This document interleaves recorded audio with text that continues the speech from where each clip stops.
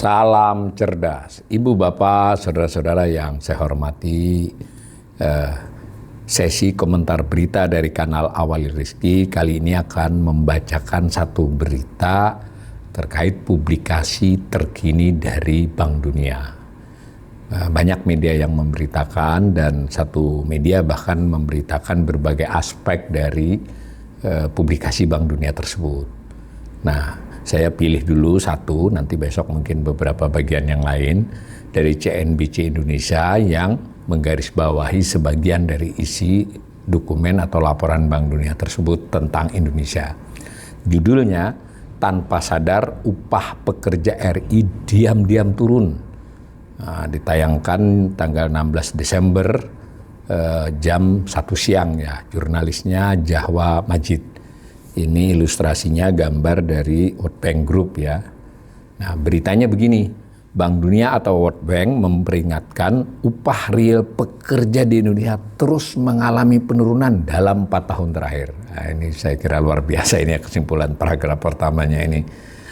Upah real yang Bank Dunia manfaatkan datanya. Jadi Bank Dunia mengolah data sebenarnya data dari BPS ya, Sakernas BPS, Survei Tenaga Kerja Nasional BPS. Nah, BPS sendiri untuk yang ini upah real semacam ini kelihatannya tidak menyajikan ya.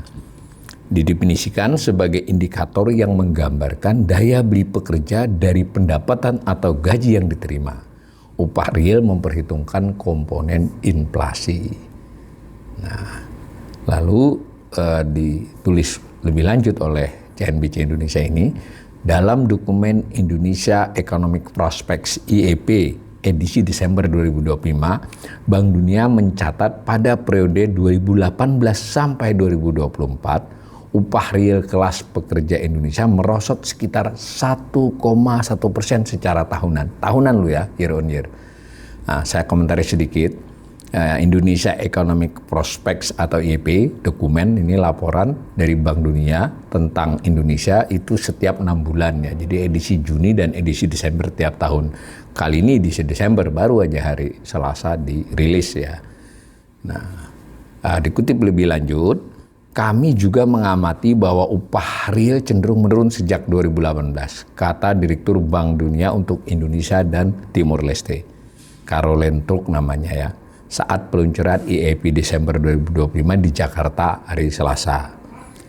Memanfaatkan data Sakernas BPS, Bank Dunia mengungkapkan dari penurunan upah real secara keseluruhan yang turun rata-rata 1,1% per tahun, penurunan terdalam dialami pekerja berkeahlian tinggi. Nah, ini menarik ya. Jadi dia Bank Dunia membagi 3 kelompok pekerja berdasarkan keahlian tinggi, lalu keahlian menengah dan berkeahlian rendah. Nanti kita lihat ya. Nah, ini yang secara keseluruhan itu 1,1%, tetapi justru pekerja berkeahlian tinggi ya. Ini kalau kita, ini dari saya ya komentarnya, kalau dikaitkan dengan kelas ya, ini kelas menengah kan yang berkeahlian tinggi, ini kaum profesional ya. Nah, di sini kontraksinya 2,3% per tahun, upah real ya, bukan upah nominal. Sementara itu upah pekerja berkeahlian menengah juga kontraksi 1,1% per tahun. Maksudnya secara real upahnya turun, mungkin secara nominal naik sedikit. Tentu data ini adalah data rata-rata dari Sakernas ya, kita tidak bicara ada orang yang naik mungkin tinggi ya. Nah, berbeda dengan 2 kelompok tersebut, 2 kelompok tadi maksudnya yang kelompok keahlian tinggi dan keahlian menengah, upah real pekerja berkeahlian rendah justru masih mencatat kenaikan tipis sekitar 0,3% per tahun.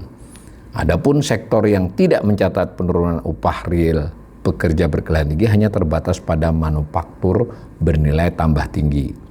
Ini soal kenaikannya ya. Jadi ini ada 2 hal sebenarnya yang di paragraf ini. Dibagi dulu menjadi 3 kelompok pekerja, kemudian masing-masing kelompok pekerja itu dilihat berdasarkan dia bekerja di sektor apanya. Ini diringkas oleh jurnalis ini. Nah, sektor utilitas khususnya listrik serta teknologi informasi dan komunikasi TIK. Jadi yang itu manufaktur bernilai tambah tinggi justru bekerja berkeahlian tingginya tidak turun.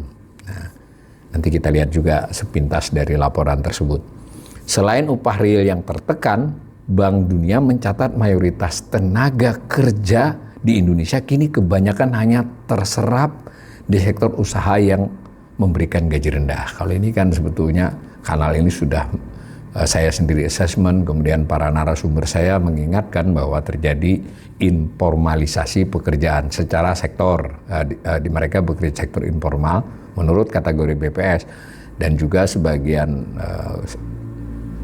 narasumber saya mengingatkan soal upah yang tidak layak, yang kurang layak bagi mereka. Ini digarisbawahi oleh Bank Dunia. Artinya ini adalah berdasarkan data BPS diolah dari berbagai sudut pun itu hasilnya.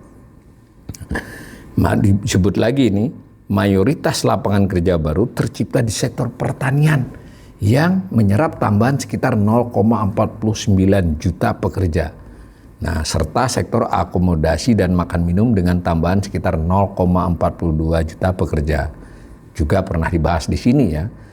Jadi biasanya transformasi perekonomian seperti negara Indonesia yang berpenduduk banyak dan transformasi dari pertanian ke industri, itu umumnya pekerja di sektor pertanian itu secara jumlah itu turun, bukan secara presentasi ya, berpindah ke sektor industri ataupun jasa-jasa yang menunjang industri. Nah, tetapi ini ternyata Indonesia malah bertambah pekerja di sektor pertaniannya. Nah, saya baca lagi, kedua sektor tersebut menawarkan upah rata-rata sekitar 2,55 juta rupiah per bulan. Jadi ini sektor pertanian maupun sektor akomodasi dan makan minum ya. Ini jauh di bawah rata-rata upah nasional yang 3,33 juta per bulan kan. Data BPS-nya kalau upah rata-rata buruh ya, bukan seluruh pekerja, upahnya adalah 3,33 juta. Lalu khusus yang buruh atau pekerja di sektor pertanian dan sektor akomodasi makan minum, resto, rumah makan gitu ya, maupun hotel, itu upah rata-ratanya 2,55 juta per bulan. Nah, ditulis lebih lanjut, serapan tenaga kerja meningkat sebesar 1,3% dalam periode antara Agustus 2024 hingga Agustus 2026, setahun ya. Namun, seluruh tambahan lapangan kerja tersebut berasal dari sektor-sektor dengan tingkat upah yang lebih rendah, ujar Caroline tadi ya, Direktur Bank Indonesia untuk Direktur World Bank untuk Indonesia dan Timor Leste. Nah, efek dari rendahnya upah real masyarakat itu menurut Bank Dunia ialah tertekannya daya beli masyarakat hingga mempengaruhi lemahnya konsumsi rumah tangga. Ini sebetulnya yang dinyatakan Bank Dunia ini hampir dinyatakan oleh mayoritas ekonom yang bicara berdasarkan data, berdasarkan amatan ya. Tapi memang otoritas ekonomi khususnya pemerintah itu seringkali menyanggah ya bahwa daya beli tidak turun kok gitu. Ini ditekankan betul, ini kalau sudah ekonom kita juga ngomong begitu, peneliti, lalu Bank Dunia entah apa lagi nih yang mau diles ya, ngeles istilah saya oleh pemerintah.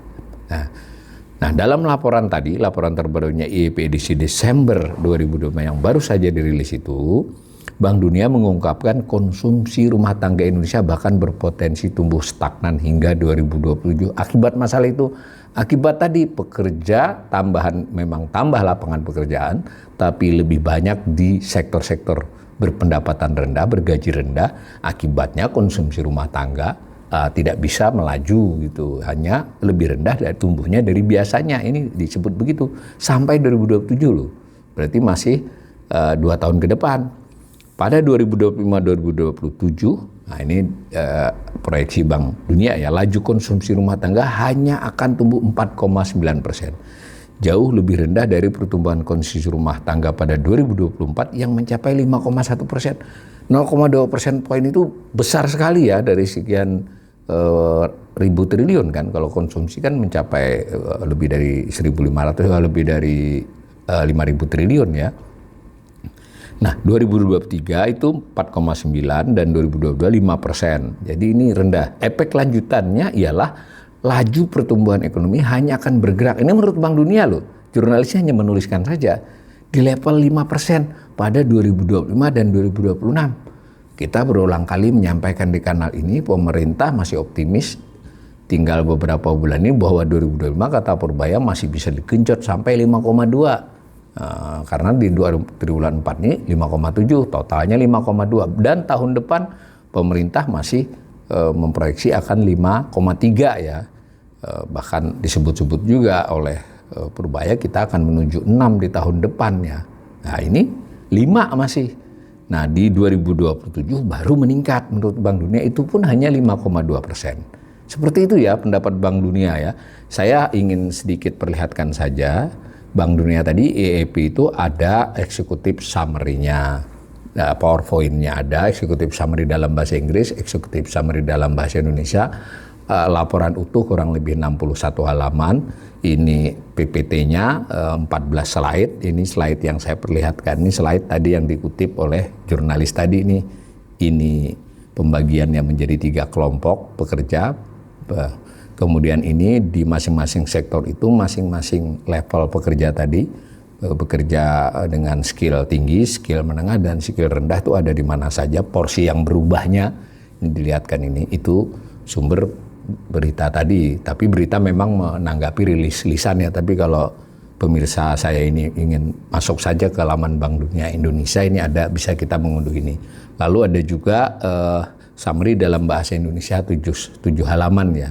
Ini yang tadi proyeksi PDB tadi, lalu di sini ada proyeksi konsumsi swasta yang sudah terjadi 22 sampai 2024, yang proyeksi 2025 sekarang ini, lalu sampai 2027. Di bagian dari komponen PDB real itu ada konsumsi swasta, kalau di PPS disebut konsumsi rumah tangga. Nah mudah-mudahan informasi dari saya ini nanti akan saya lanjutkan dengan assessment terkait dokumen-dokumen ini setelah saya pelajari lebih cermat, kan ini baru tadi ya dirilis. Tetapi informasi awal dari jurnalis CNBC Indonesia ini saya kira sudah cukup baik untuk kita melihat bahwa sebenarnya Bank Dunia ya di satu sisi memuji kita masih resilient istilahnya, memiliki daya tahan, tapi di sisi lain juga mengingatkan daya tahan kita itu sebetulnya ya tidak kuat-kuat amat dan masih akan memiliki tantangan di 1-2 tahun ke depan, alih-alih dari optimisme yang dinyatakan oleh Pak Presiden maupun oleh Menteri Keuangan Purbaya ya. Tentu optimis harus ya sikap, tapi sajian yang seperti ini juga harus jadi pertimbangan di mana kita mau mengubah proyeksi ini. Jadi untuk agar proyeksi ini tidak benar, kita harus kerja gitu, bukan menyalahkan proyeksinya. Kerja apa yang membuat konsumsi rumah tangganya meningkat, kemudian PDB realnya meningkat, lalu tadi upah realnya juga tidak turun lagi di tahun-tahun mendatang di era pemerintahan Prabowo ini. Mudah-mudahan informasi yang saya sampaikan ini dan komentarnya menambah wawasan, kalau itu bisa dikatakan sekurang-kurangnya menambah informasi bagi pemirsa saya di kanal ini.